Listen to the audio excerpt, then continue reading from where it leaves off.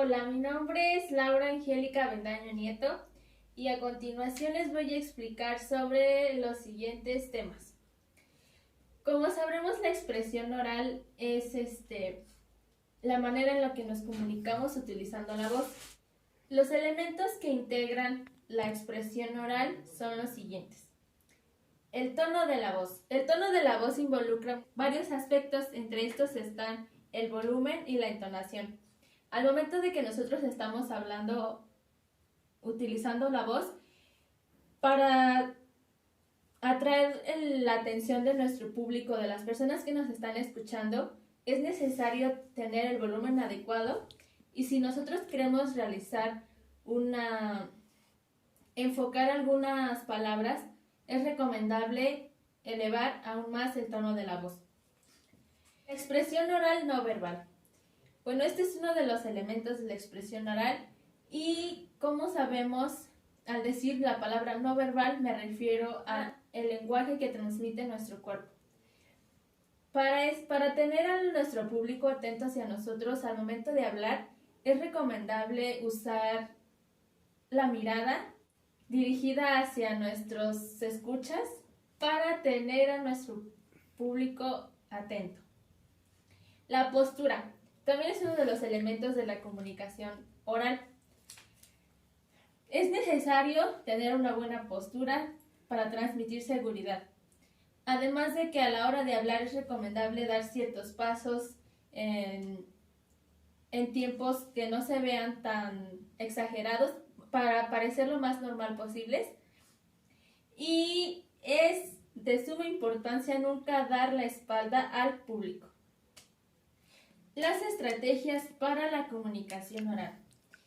Tenemos el uso y la modulación. Además de hacer un buen uso de nuestro vocabulario, ya que es la parte principal para transmitir nuestro mensaje, el uso del vocabulario, es importante que también involucremos el tono de nuestra voz para expresar cualquier tipo de mensaje y transmitir lo que realmente queremos transmitir.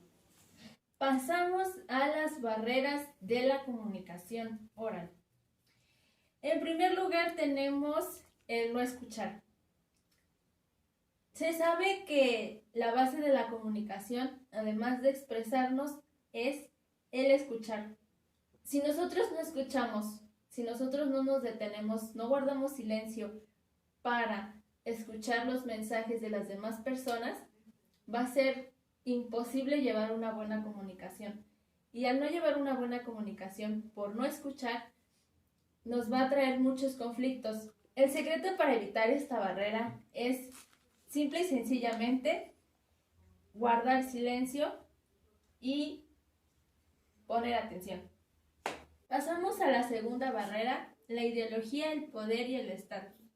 Como las palabras lo dicen, cuando una persona se siente con el derecho de actuar sobre otra persona, genera este ego de la persona con el poder. Se convierte en una barrera para la comunicación y las relaciones humanas, porque si una persona se siente, vuelvo a repetir, con el derecho de mandar a otra persona, se ciega totalmente y se deja guiar por su ego. Pasamos al punto número 3, el prejuzgar, adivinar y suponer. Como la palabra prejuzgar lo dice, es simplemente juzgar antes de conocer o antes de vivirlo. Un ejemplo podría ser cuando estás con tu pareja y tú supones que tu pareja está enojada, pero no sabes realmente si está enojada o no. Tú solamente te quedas con esa suposición en la cabeza. Pasamos al punto número 4. Las actitudes negativas y la subjetividad. Al usar la palabra subjetividad me refiero a que en ocasiones las personas nos quedamos únicamente con nuestra realidad y pensamos que esa es la única que va a existir. Actitudes negativas, generalmente es muy difícil llevar una buena comunicación, porque si nosotros somos negativos, automáticamente nuestras emociones van a ser transmitidas de forma negativa. Y si fluimos como personas positivas. Como lo acabo de decir, vamos a fluir, va a fluir nuestra comunicación y vamos a fluir en muchos ámbitos. Como por ejemplo, tú llegas enojado de tu trabajo con tu familia y no vas a hacer caso a lo que tus hijos te están diciendo, lo que tu esposa te está tratando de decir. ¿Por qué?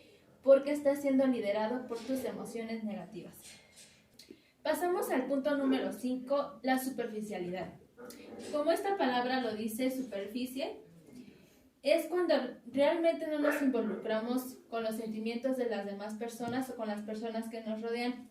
Con esto quiero decir que a veces solamente nos quedamos con lo poco que las personas nos están tratando de decir, sin querer involucrarnos un poco más, sin querer entenderlos un poco más. Por eso la palabra superficialidad, que es solo poco por fuera.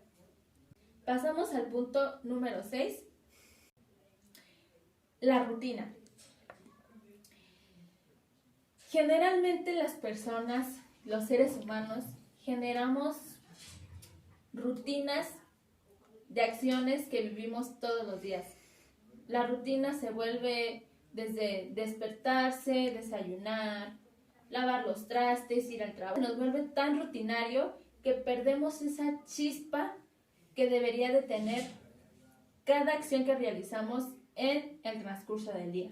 Pasamos al punto número 7, el engaño y la mentira. Generalmente las personas mienten para un buen fin, pero realmente se vuelve una barrera para la comunicación, porque al momento de que la otra persona descubre que le están mintiendo, causa conflictos totalmente. Por eso es importante decir la verdad desde un principio para no generar problemas después. Pasamos al punto número 8, el lenguaje. Como sabemos, el lenguaje es muy importante a la hora de querer transmitir un mensaje y esto se vuelve una complicación para la comunicación porque no es necesario usar únicamente el lenguaje para expresarnos, es necesario utilizarlo con exactitud y enfatizando realmente lo que queremos transmitir. Pasamos al punto número 9, el miedo. El miedo se vuelve una complicación para la comunicación porque al momento de querer transmitir principalmente nuestros sentimientos, nos causa este sentimiento negativo, el miedo. Por eso se vuelve tan difícil querer expresarnos, lo que obviamente nos va a traer conflictos con nuestras relaciones cercanas. Un ejemplo podría ser cuando estás con tu pareja y te hace enojar y por miedo a que él se llegue a enojar, no le dices realmente tu sentir, no le dices cómo te estás sintiendo, cosa que posteriormente nos va a traer conflictos. Pasamos al punto número 10, la crítica destructiva. La crítica destructiva es lo opuesto a una crítica constructiva.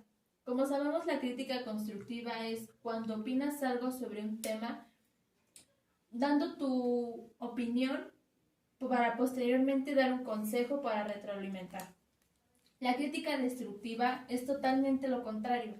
Va a generar que en vez de dar algo positivo, vas a dejar lo peor de ti. Pasamos a la barrera número 11, las lenguas y la cultura. Como hemos conocido, hay muchos diferentes tipos de culturas y de idiomas. A pesar de que el español se habla en diferentes países, la palabra agua no significa lo mismo que en Francia. La palabra, al momento de tomar vino, en México significa una ocasión muy especial. En Francia es súper normal tomarlo y no representa ninguna situación especial. Esto se vuelve una barrera para la comunicación porque es importante saber realmente las culturas, la historia de la otra persona para poder entenderla. Pasamos a la barrera número 12, el creer que existe una sola realidad. Un ejemplo de esta barrera podría ser cuando estás peleando con tu mamá. Tu mamá obviamente ya pasó por muchas cosas y por experiencia propia te está diciendo que no te mojes, porque está lloviendo, pero un niño